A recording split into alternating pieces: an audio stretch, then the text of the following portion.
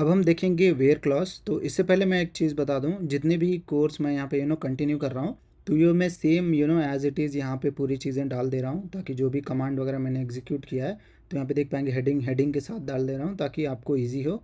और जब ये कोर्स कंप्लीट हो जाएगा तो लास्ट में मैं इस फाइल को भी इंक्लूड कर दूंगा, तो आप चाहिए तो डायरेक्टली इसको यूज़ कर सकते हैं। तो मैं ये समझ के चलता हूँ कि आपने सीक्वल सेलेक्ट क्लॉज को देख लिया है, जो प्लस और माइनस, ये डिवीजन, अर्थमेटिक ऑपरेशन वगैरह कैसे यूज़ किया जाता है हमारे सेलेक्ट स्टेटमेंट में। अब हम चलते हैं वेयर क्लॉज में। अब देखिए, वेयर क्लॉज में जाने से पहले मैं आपको बता दूं, अभी देखिए मैं क्या करता हूं कि मैं वेयर क्लॉज में कंडीशंस कैसे डालना है वो दिखाता हूं। तो पहले मैं क्या करता हूं कि यहाँ टेबल से, जो कस्टमर टेबल है हमारा, उसमें से पूरे डिटेल्स मैं यहाँ पे निकाल लेता हूँ, ताकि आपको ईजिली समझ में आ जाए कि क्या है। अभी देखिए मैंने इसको रन किया, तो यहाँ पे जितने भी डेटा रहेंगे हमारे एग्जीक्यूट हो जाएंगे, जैसे कि आप लोग यहाँ पे देख पाएंगे। अब मुझे क्या करना है, इसको फ़िल्टर करना है। तो मैं इसको कैसे फ़िल्टर कर पाऊँगा, देखिए कस्टमर आईडी के बेसिस पे फ़िल्टर कर सकता हूँ, या जितनी भी स्ट्रिंग वैल्यू के ज़रिए भी कर सकता हूँ। तो मैं यहाँ पे एक एक करके आपको दिखाता हूँ। तो यहाँ पे देख पाएंगे, तो मैं इसको क्या करूँगा कि इसको मैं पहले डिलीट कर देता हूँ। अभी मैं इसको बोल देता हूँ select star from, okay, customer table से पूरी वैल्यूज़ निकालो। और यहाँ पे मैं करूँगा वेयर। अब वेयर क्लॉज क्यों यूज़ होता है, अभी मान लीजिए वेयर क्लॉज मैं नहीं दूंगा तो एक पर्टिकुलर चीज़ का डेटा मैं नहीं निकाल पाऊँगा, कंडीशन नहीं दे पाऊँगा यहाँ पे। तो जब भी मैं वेयर क्लॉज दूंगा, इसका मतलब क्या है, मैं कोई डेटा को स्पेसिफिकली फ़िल्टर आउट करना चाहता हूँ किसी के बेसिस पे। अब वो भी मैं दिखाता हूँ कैसे। अब वेयर डालने के बाद वेयर, ठीक है, अब यहाँ पे क्या करेंगे, मैं समझ लिए कस्टमर आईडी के बेसिस पे करना चाहता हूँ। तो मैं यहाँ पे क्या बोलूँगा, customer ID is equal to, और यहाँ पे दे दूँगा मैं 5।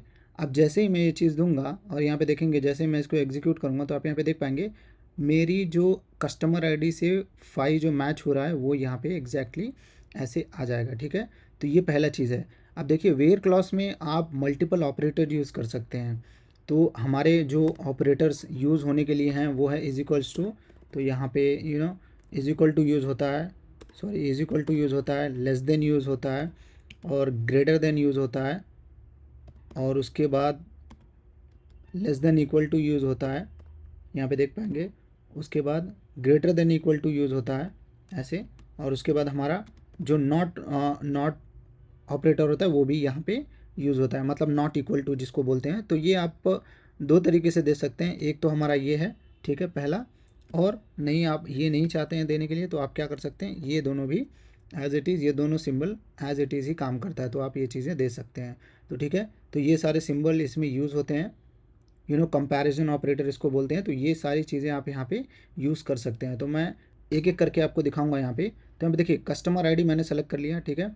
तो यहाँ पे इस तरीके से कस्टमर आईडी आपका सेलेक्ट हो जाएगा। तो यहाँ पे देखिए पहले मैंने एग्जीक्यूट टू लिया, अब मैं क्या बोलूँगा, customer ID less than is equals to 5। अब जैसे ही मैं इसको एग्जीक्यूट करूँगा तो आप देखेंगे मेरा यहाँ पे आउटपुट आ जाएगा। अब जितने भी कस्टमर लेस देन 5 हैं, यहाँ पे देख पाएंगे 1 2 3 4 5, वो यहाँ पे दिखा देंगे, मतलब 5 से नीचे जितने भी कस्टमर हैं। अब 5 इंक्लूड करना चाहते हैं तो जैसे जैसे कि मैंने आपको बताया लेस देन इक्वल टू। तो आप जैसे इसको यूज़ करेंगे, जो कस्टमर आईडी हैं जो 5 से नीचे हैं वो यहाँ पे दिखा देगा, और इक्वल टू भी दिखा देगा। तो यहाँ पे देख पाएंगे 5 भी आ गया है। अब देखिए मुझे क्या करना है, यहाँ पे same as it is greater than equal to करना है, और उसके बाद आपको एग्जीक्यूट कर देना है इस कमांड को। तो यहाँ पे देखिए, तो इस तरीके से ये सब कंपैरिजन ऑपरेटर वगैरह काम करते हैं, बहुत ही सिंपल है। आप equal to not equal to भी दे सकते हैं। तो मैं नॉट इक्वल टू के लिए देखिए नॉट इक्वल टू 5 यहाँ पे डालूंगा। तो यहाँ पे 5 को छोड़ के जितने भी हमारे आउटपुट हैं यहाँ पे दिखेंगे, देख पाएंगे आप यहाँ पे। और देखिए हमारा एक और कमांड है नॉट ऑपरेटर के लिए, वो है हमारा एक्सक्लेमेटरी मार्क, और जो है हमारा इक्वल टू। तो ये नॉट इक्वल टू हमारा हो जाएगा, जो बोल रहे हैं कि नॉट इन 5, मतलब कस्टमर आईडी जो 5 नहीं है वो, उससे उसको छोड़ के मुझे पूरी डेटाज यहाँ पे दे दो। तो यहाँ पे देख पाएंगे जैसे मैंने एग्जीक्यूट किया, हमारा पूरा 5 को छोड़ के यहाँ पे डेटा आ गया। तो ये सब कंपैरिजन ऑपरेटर आप यहाँ पे यूज़ कर सकते हैं। तो ये वेयर क्लॉज का पूरा यहाँ पे चीज़ें हैं। अब वेयर क्लॉज में भी आगे बहुत चीज़ें हम सीखेंगे। और यहाँ पे देखिए वेयर क्लॉज कभी भी देखिए, ये जो ऑर्डर देख रहे हैं आप, सेलेक्ट फ्रॉम वेयर, और भी आगे आएंगे, जैसे ऑर्डर बाई होता है हमारा, जैसे कि आप लोग यहाँ पे देख पाएंगे। तो ऑर्डर बाई आप किसी के हिसाब से भी कर सकते हैं, जैसे फर्स्ट नेम मैं यहाँ पे दे देता हूँ। तो ये फर्स्ट नेम के हिसाब से ये आपको ऑर्डर बाई दे देगा। तो मैं ये दिखा रहा हूँ आपको कि ये जो लाइन है, जो सिंटैक्स है, ये सीक्वल में कभी चेंज नहीं होती है। ऐसा नहीं है कि पहले आप वेयर को पहले लगा देंगे बाद में फ्रॉम, ये काम नहीं करेगा, इस बात को आपको ध्यान रखना है। तो जो ऑर्डर है, जो यहाँ पे ऑर्डर देख पाएंगे, आगे चल के और भी एक दो ऑर्डर आप देखेंगे, हैविंग क्लॉज वगैरह होते हैं, तो वो सब मैं दिखाऊंगा आपको। तो पहले इस चीज़ को देखिए, जो चार हैं, select from, where and order by, ये एज इट इज़ ऐसे ही काम करते हैं, ये कभी चेंज नहीं होंगे, नहीं तो सिंटैक्स एरर वगैरह आपको आ सकती है। तो ये पूरा वेयर क्लॉज के बारे में, जो हमारा वेयर क्लॉज इस्तेमाल होता है यहाँ पे। अब मैं इसको डिलीट कर देता हूँ। एक चीज़ मैं और आपको दिखाता हूँ। अभी मान लीजिए मुझे नंबर के हिसाब से करना है, तो नंबर तो मैंने एग्जैक्टली यहाँ पे दे दिया है, ठीक है, तो यहाँ पे एग्जीक्यूट हो जाएगा। अब मुझे मान लीजिए कि स्टेट के हिसाब से या डेट ऑफ बर्थ के हिसाब से करना है, तो वो भी आप इजीली कर सकते हैं यहाँ पे। तो स्टेट के हिसाब, देखिए मैं सिटी के हिसाब से लूँगा, सॉरी स्टेट के हिसाब से ले लेता हूँ। तो मैं यहाँ पे क्या करूँगा, यहाँ पे दूंगा MA। अब देखिए यहाँ पे फर्स्ट मेरा आउटपुट क्या है, MA है। तो अब जैसे ही मैं इसको दे के रन करूँगा, तो देखेंगे ये आउटपुट नहीं देगा मुझे। अब इसका कारण क्या है वो भी मैं बताता हूँ आपको। देखिए, जब भी हम इस चीज़ को, स्ट्रिंग वैल्यू को, कोई भी स्ट्रिंग वैल्यू को हम यहाँ पे दे रहे हैं सीक्वल में, मेक श्योर करिए कि वो हमेशा सिंगल कोट्स में ही रहे, ठीक है। अगर कोई नंबर है, इंटीजर है, तो ठीक है, आपका जैसे कस्टमर आईडी था वो इंटीजर वैल्यू में है, तो इसके लिए हम उसको डायरेक्टली दे सकते हैं, कोई भी इशू नहीं होगा।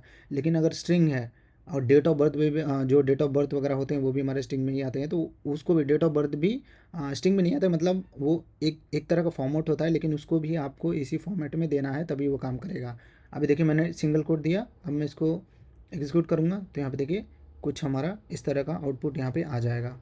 सॉरी, मैंने यहाँ पे स्टेट चेंज करना भूल गया, तो मैं यहाँ पे STAT स्टेट डाल देता हूँ, और अब मैं इसको रन करूँगा तो हमारा आउटपुट आ जाएगा। तो इस तरीके से आपको स्ट्रिंग वैल्यू को रिप्रेजेंट करना है, जैसे कि आप लोग यहाँ पे देख पाएंगे।